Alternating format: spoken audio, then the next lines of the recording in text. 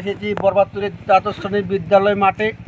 এখানকার আজকে একটা টুর্নামেন্ট চলছে। টুর্নামেন্টের কমিটি যে পরিষেবা তাতে আমরা খুশি না, এবং এখানকার একটা প্লেয়ার কিছুক্ষণ আগে ইনজুর্ড হয়ে হসপিটালে নিয়ে গেছেন।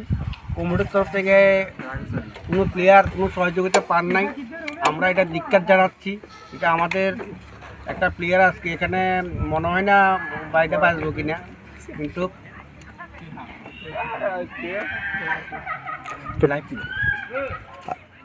আরে না ভিডিও ঠিক আছে, ধন্যবাদ। তার কিছু তোমার এক্সপিরিয়েন্স ক্রিকেটের সম্বন্ধে? তো বাল্যকালে তো তুমি খেলতে আসো, বাল্যকালে তো তুমি ব্যাটিং ভালো না বোলিং? অলরাউন্ডার ছিলাম। অলরাউন্ডার। তো কোনটা করতে, লেগ স্পিনার করতে না অফ স্পিনার?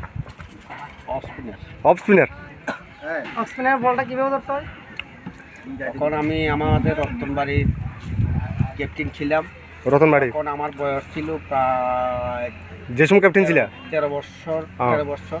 তখন আমি আমাদের বর্তমানে গোবিন্দ ভৌমিক, বাহুদেব মজুমদার এবং প্রান্তোষ ভৌমিক, সন্তোষ ভৌমিক এরার সঙ্গে আমি ক্যাপ্টেনশিপ করেছি। তখন আমার বয়স খারাপ বয়স তখন ছিল 28-20 বছর। তখন আমি 13 বছর বয়সে আমি ক্যাপ্টেনশিপ পাই। তাতে প্রথম ম্যাচ খেলি বিদ্যাপীঠ মাঠ। তখনকার দিনে বিলোনিয়ার মধ্যে বড় টুর্নামেন্ট চলতো। ওইখানকার একটা বিলোনিয়ার একটা টিম আসলো, পোস্টার টিম।